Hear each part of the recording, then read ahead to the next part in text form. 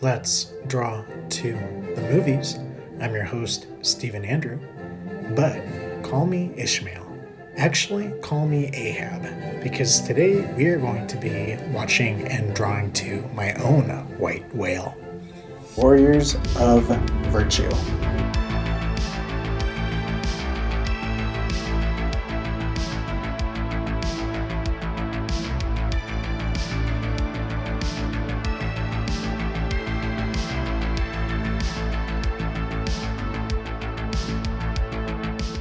Middle schooler Ryan Jeffers is transported to the fantasy kung fu world of Tao, where he must help the Warriors of Virtue, 5 kangaroo warriors, defend the land from the evil warlord sorcerer Komodo. The film was directed by Ronnie Yu, starring Mario Yedidia, Angus McFadden, and Marley Shelton. This movie is what's called out of print, meaning they do not produce hard copies of this product anymore, making it very expensive to find if you're a hard copy collector. However, it is free to stream with ads on YouTube. Joining me today is my buddy, Midnight.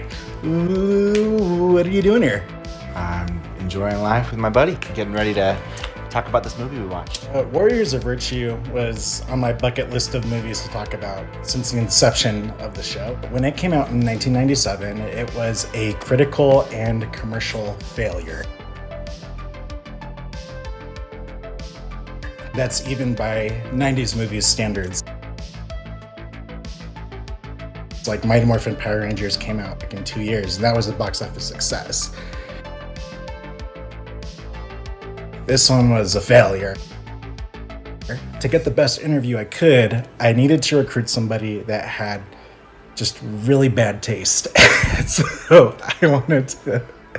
Okay. I needed somebody to play around in my level because I wanted to have the best interview. But I also know that I'm making fun of your taste, but I know that that cuts both ways because I know you've made fun of me for my taste. I want to know, like, what was the moment where you kind of realized that I have questionable taste in entertainment? When we first met, you started talking about, actually, I'm the one who started talking about anime. Usually when someone who likes anime, you know it's questionable taste. You don't go, when you're in high school, you don't tell people, I like anime. You keep that to yourself. You know, I'm a Disney connoisseur, so Disney movies for me usually range pretty high, even if they're really bad. It's interesting when you bring up Disney because that's not the reason that I thought you had bad taste. Oh, okay. I thought you had bad taste on the day that you told me there were good Barbie movies. Well, when you have 3 daughters who are under the age of 6, and they make you watch Barbie movies all the time. I like romance. I like rom-coms. Certain Barbie TV shows and movies that, even though my daughter was watching it, I learned to enjoy it as well. Sure, Jan. How old were you in 1997? 97, I was 9 years old. Okay, I was 7. Have you ever heard of Warriors of Virtue before? I didn't remember it until you told me about it because, you know, like you said, it was a box office flop. But when you showed me the trailer and we talked about watching it again, I remember bits and pieces, but I don't remember watching it more than once. So what are your surface thoughts on the film?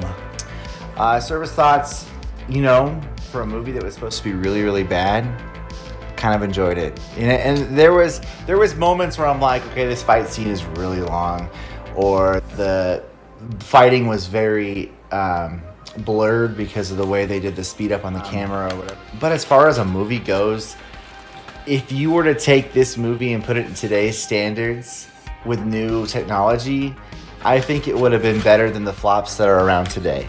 How long have we been talking about doing this? Maybe like 3 weeks? Yeah. 2 weeks now? When I brought this up to you, I guess my question is, how did it compare to what you imagined it was going to be to what it was when you watched it? Did you have low expectations? Or No, because you were recommending it, and I do think highly of your opinion. Even though you think I have trash opinion. Trash opinions. But I do, yeah, you basically opened with, you have terrible taste. And so, but when you told me about it, I'm a big Kung Fu kind of person. Dude, seriously, I could have watched every Kung Fu movie when I was a kid, and this is why it was probably one of the movies I watched. And so when you said we're going to watch this movie about Kung Fu, I was like, let's go. I'm 100% game. It's about what I expected. It wasn't the best Kung Fu movie, but it wasn't the worst. And I did enjoy the story, surprisingly. I like that you called it a Kung Fu movie, because my next question was, what genre would you put this movie under? Oh, kids Kung Fu. A kids Kung Fu movie? 100%. When I tell you the fish out of water story type, what does that mean to you when I use that phrase, fish out of water? Or a story that tries to put things together that probably shouldn't go together.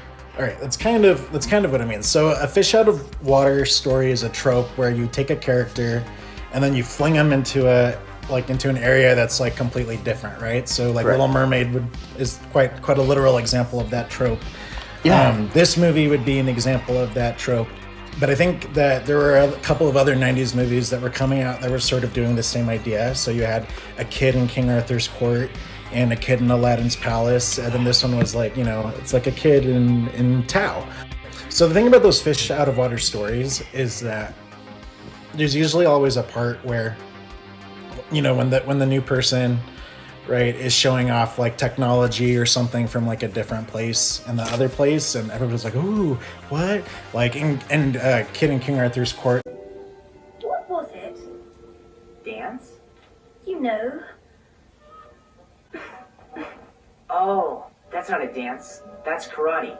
I fear I know nothing of karate. Aladdin's palace. Here, I'll show you. It's called a camera. See? It takes your picture. It is a moment capturer. Sure, Dan. But when he comes here, the fish out of water thing, the culture shock thing in the land of Tao is for some reason the backpack. It was in my backpack. Backpack? What's a backpack? Yeah, that's true. And I was just like, A bag. It just really bothered me that in this land they don't have backpacks. People don't need to carry things, I guess. It's like, I don't know. So just they didn't have possessions, I guess. What kind of backpack did you have in high school? Oh, dude, I was a skater boy. So I was big on skateboarding. And so I remember my freshman year, I splurged on a backpack because having the cool thing was all the rage. And so I had an Osiris backpack that could hold my skateboard. And it was blue, and it lasted me like 3 years. But it was like $80, and my mom was like, "You're using this backpack until you go to college." After I bought this $80 backpack, but yeah, that was my big backpacking. So in high school, because I'm so cool, I had a rolly backpack, and it didn't make it to my senior year because so many people were trying to ride it. Of course, high school. Of course. And so, but I don't know. It's really strange. I had one of those parents. Well, two of those parents actually, where they don't listen to you, and I've been wanting a regular That's why I over the bought my shoulder own backpack for years. And I finally got one senior year, which was also a JanSport. Do you remember when the laptop bags in junior high were? Yeah, those were popular too. I had two of those. I had a blue one in junior high, and for some reason it was so cool. But they're not cool. I mean, they are, but they're not as cool as we thought they were. I carried my laptop back. I have one too, but I use it for work, I don't carry it around Walmart, but I do have one. I brought one to your house tonight. I know you do. You always bring yours to my house. Okay, well. I'm not trying to offend you. Sure, Dan. All right, so in this movie, obviously, we don't have turtles, we have roos, right? Or kangaroos. Who is your favorite roo? The Metal Roo. I loved the Metal Roo. I don't remember his name. His name's Yi. Yi, and that one was my favorite too. Did not speak a word until the very end, but I loved his infectious personality, because even though he wasn't speaking, he was very adamant and vocal, stubborn, and just and he was the hero. He saved them with his metal ring, but he also used a metal ring. I mean, who uses a metal? I thought, his weapon is so cool. Oh, stellar. And so when I see this giant metal ring and he's using it to fight the guy with the skirmisher, man, that is just so dope. Yeah, I don't know if you saw it, because I was bundled up in my comfy, but I was like definitely tearing up at the end, like when he's talking. When he says thank you. I was like, okay. The roos, they stand for, right, the 5 elements of Tao, I suppose. And they were fire, earth, wood, metal, and water. And the thing is, like, I'm a kid who, like, ever since growing up, like, I've always loved like elements. There's something about water, fire. But what bothered me about this, and I think it even bothered me like as a kid, is that aren't wood, metal, and earth the same thing? And I was confused about that because, right, what big thing is missing here? I was very confused about this grouping of elements together. I did some research. In Taoism, philosophy from which this film is loosely based, groups these elements together, each one representing the dynamic processes of change in reality and nature. Kind of like how we talk about energy never being destroyed, only being in a constant state of change. The elements not only represent the physical aspects of their names, but they also represent elements of the human mind and body. Wood is the idea of spring and new ideas, creative ambition, making plans, growing, if you will. And it represents parts of the body that function without thought, like self-regulating, the nervous system, breathing. Fire represents heat, summer, enthusiasm, passion, the warmth of being in relationship with others, body heat. Fire is associated with the heart and the circulation system. It's also associated with activities that cause your body to go into exhaustion, like exercise. And, earth, it represents harvest time, nutrition, motherhood, Mother Nature, if you will, fertility. She's reliable, logical, loyal, loves to serve others. It's associated with the stomach. Where would we be if we couldn't eat? Metal represents the minerals of the earth and the force of gravity. Westerners, like myself, like to substitute this element out with air, which has, I guess, been done for forever, because I've never really seen there not be a grouping of elements without air. It's known for being self-reliant, determined, and strong, and like air, it's associated with the respiratory system, specifically the lungs and the nose.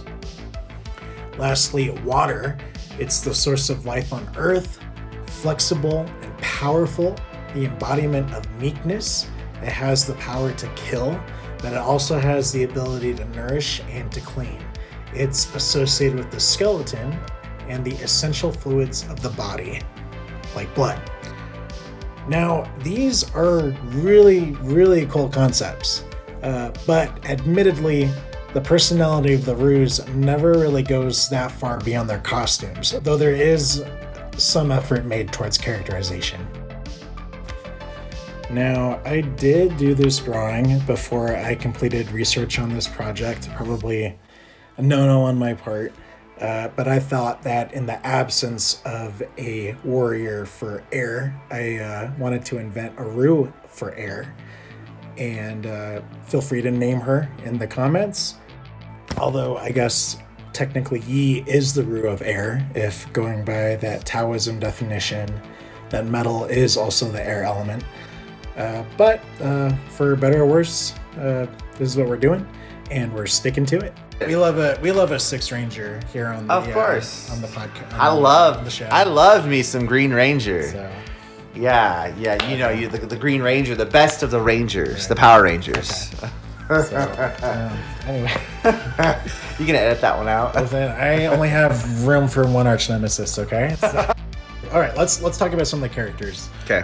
What did you think of Brad?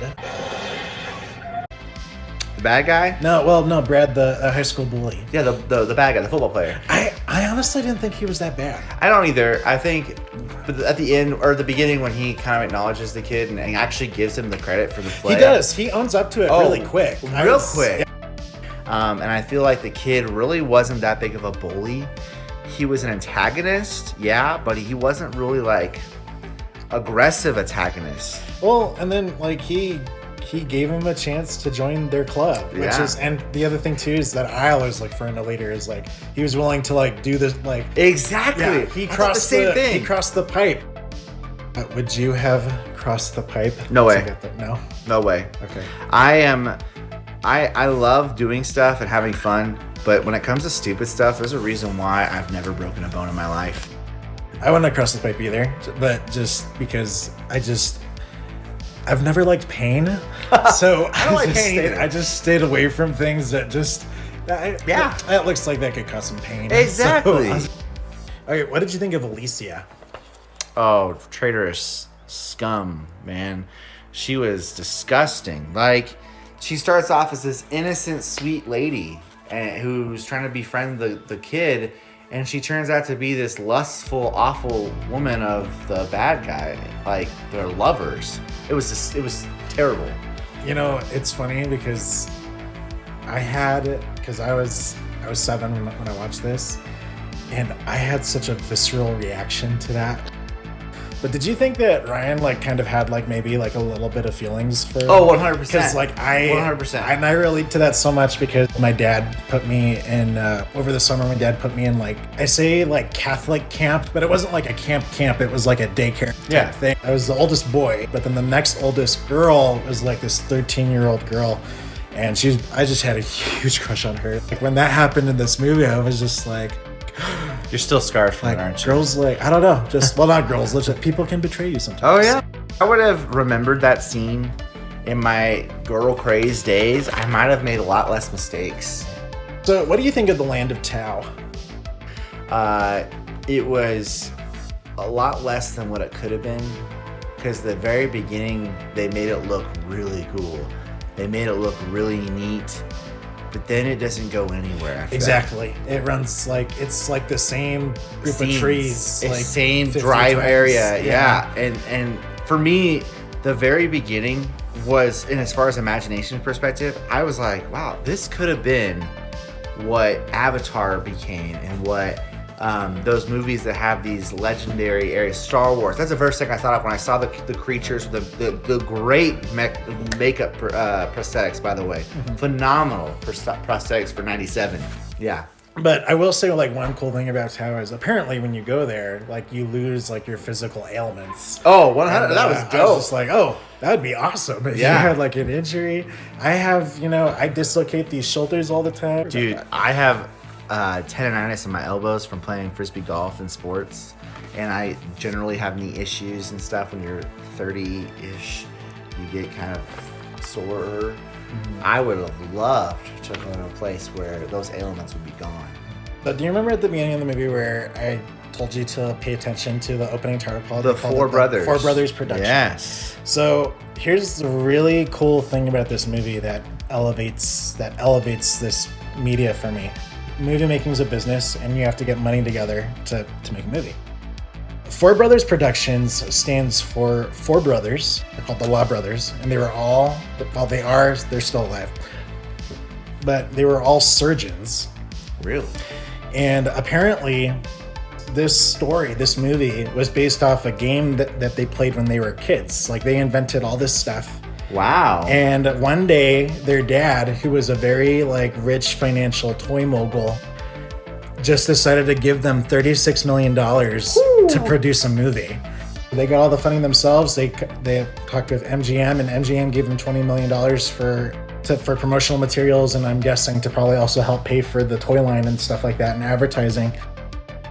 So part of the reason why the movie like feels very small in scale is because it was literally like a small budget movie.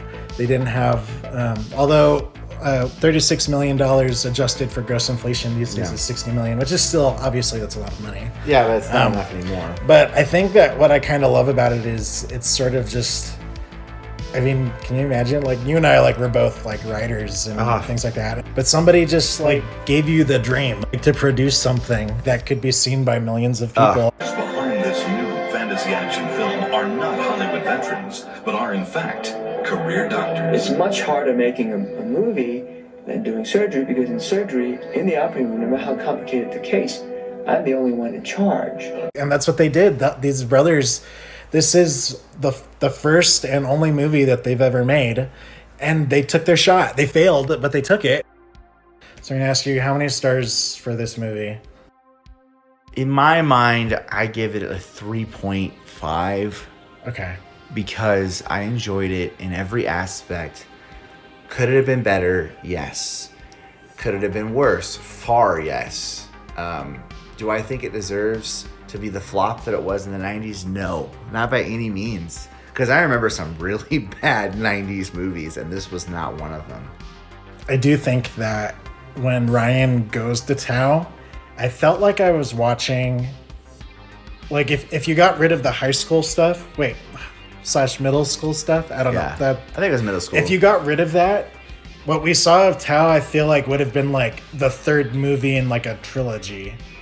Because there's all these implied relationships and things that happened, That's right? true. Like, so many people are like, you killed my brother, and like, we used to be friends on the playground, and I know. I feel like it, and the inner writer inside of me like wants to fill in like all the. For example, blacks. why did he kill her brother?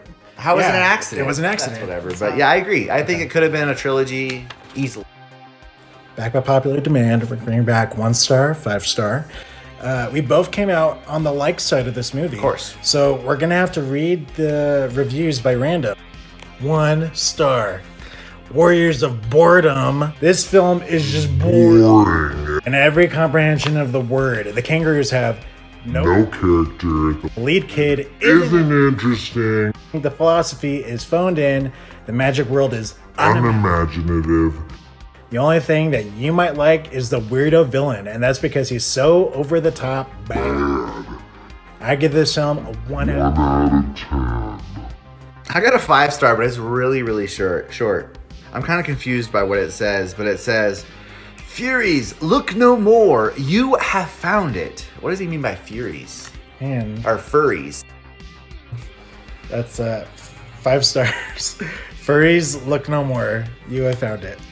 So what does it mean by furries? If you don't know what furries are, I'm not going to tell you, and I'm not going to tell you to look that up either. Oh, come on. I'm thinking, I've had 4 kids in 5 years. Come on. Give me a hint. I think you know what they are. I just don't think you knew what the name for them was. Furries. I'm guessing it's a kid's toy back in the 90s. No, they're not. A movie? No, it's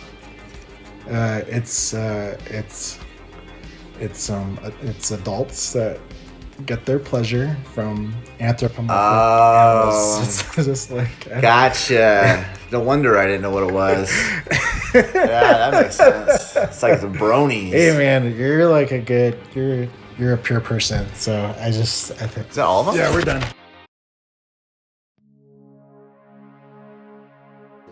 All right, my rating. Would it surprise you if I told you it's complicated?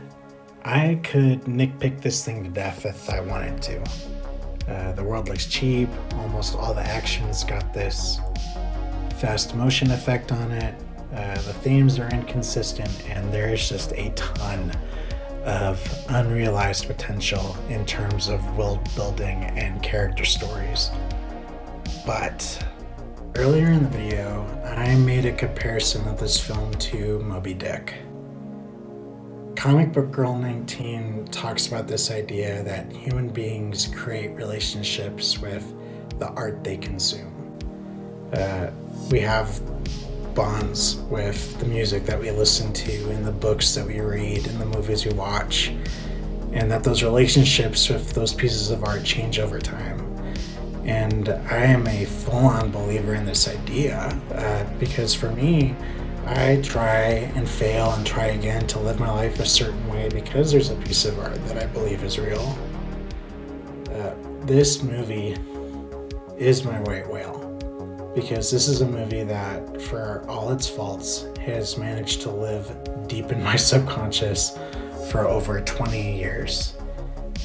It started out as just a dumb movie that my dad took me to when I was 7, that turned into a hunt for a VHS that I could never find, then to a DVD I could never find, that's now available to watch online. And it's gone from a movie that I loved as a kid to being a movie that I thought was so bad it's good as an adult. But now looking at it, knowing it's a passion project by 4 brothers, 4 surgeons with no experience in the film industry, just wanting to bring to life a game that they played when they were kids and taking a shot at the dream.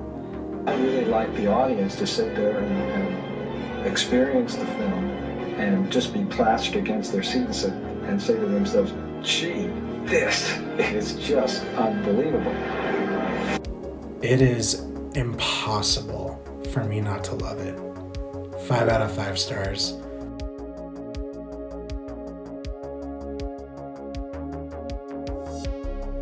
Hope you're all staying safe. Thank you so much for coming. Like, comment, and subscribe. Or don't. I'm not your dad.